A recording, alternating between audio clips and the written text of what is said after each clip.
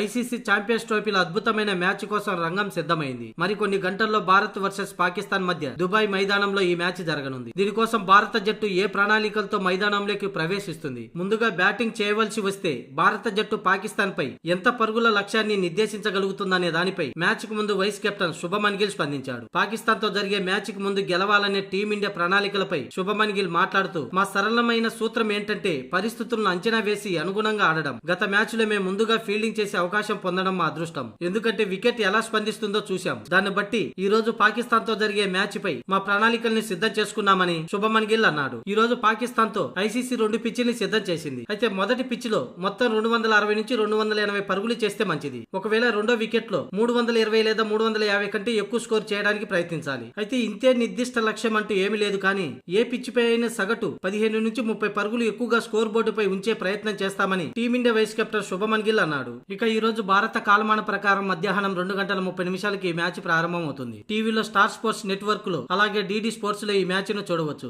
ఇక OTT platform విషయానికి వస్తే జియో హాట్స్టార్ లో చూడవచ్చు.